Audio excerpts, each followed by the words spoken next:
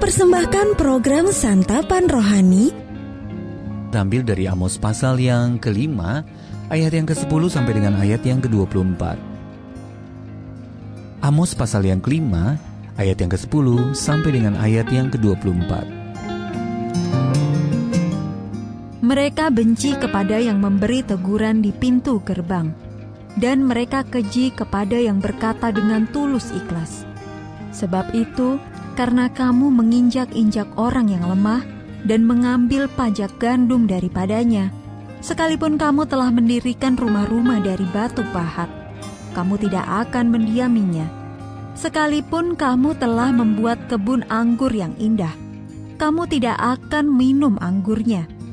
Sebab aku tahu bahwa perbuatanmu yang jahat banyak, dan dosamu berjumlah besar. Hai kamu yang menjadikan orang benar terjepit, yang menerima uang suap, dan yang mengesampingkan orang miskin di pintu gerbang. Sebab itu orang yang berakal budi akan berdiam diri pada waktu itu, karena waktu itu adalah waktu yang jahat. Carilah yang baik dan jangan yang jahat, supaya kamu hidup. Dengan demikian Tuhan Allah semesta alam akan menyertai kamu seperti yang kamu katakan. Bencilah yang jahat dan cintailah yang baik, dan tegakkanlah keadilan di pintu gerbang. Mungkin Tuhan Allah semesta alam akan mengasihani sisa-sisa keturunan Yusuf. Sesungguhnya beginilah firman Tuhan Allah semesta alam Tuhanku. Di segala tanah lapang akan ada ratapan, dan di segala lorong orang akan berkata, wahai, wahai. Petani dipanggil untuk berkabung, dan orang-orang yang pandai meratap untuk mengadakan ratapan.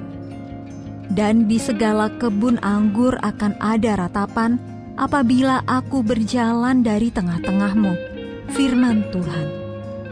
Celakalah mereka yang menginginkan hari Tuhan.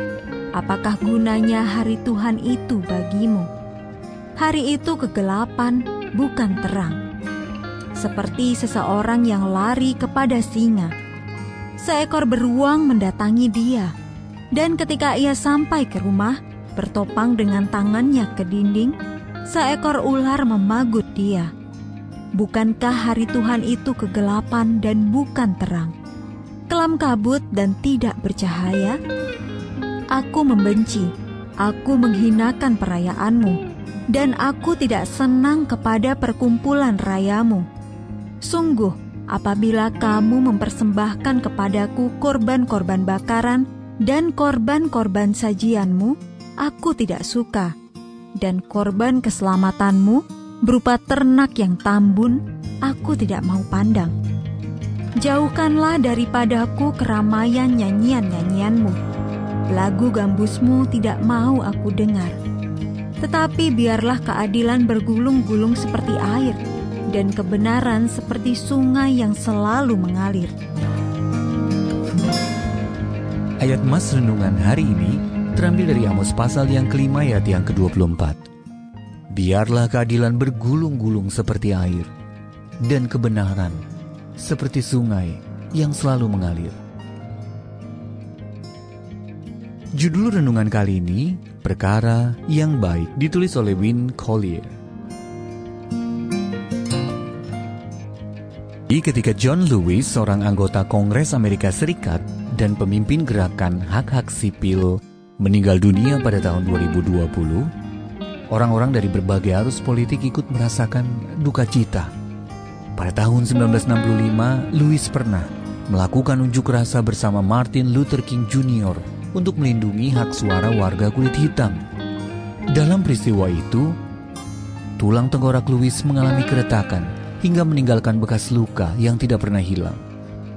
Ketika kita melihat sesuatu yang tidak benar, tidak adil atau tidak sepatutnya, kata Lewis, kita memiliki tanggung jawab moral untuk bersuara, untuk berbuat sesuatu.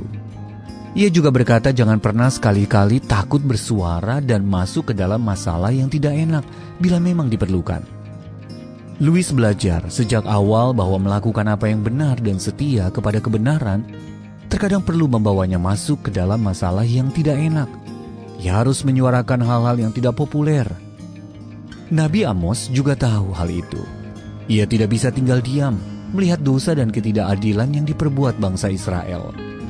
Amos mengecam para penguasa yang membuat orang benar terjepit dan menerima uang suap, dan yang mengesampingkan orang miskin di pintu gerbang, sambil mendirikan bagi mereka sendiri rumah-rumah dari batu pahat dengan kebun anggur yang indah.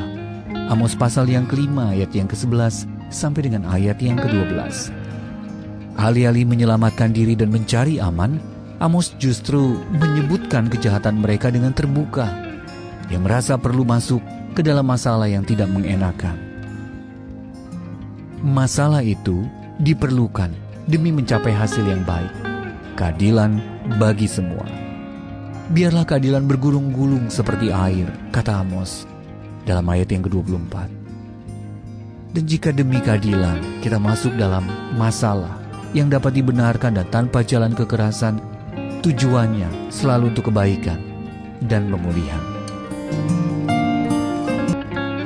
Pernahkah Anda merasa Roh Kudus mendorong Anda untuk menggugat sesuatu yang tidak benar? Bagaimana Anda dapat melakukannya dengan cara yang berkenan kepada Allah? Ya Bapa, kalau menuruti kemauanku, aku lebih suka mencari aman dan tetap berada dalam zona nyaman serta diam saja. Namun aku tahu, Engkau mungkin meminta sesuatu yang berbeda dariku. Tolonglah aku untuk mengerti apa yang harus aku lakukan untuk memuliakan nama-Mu.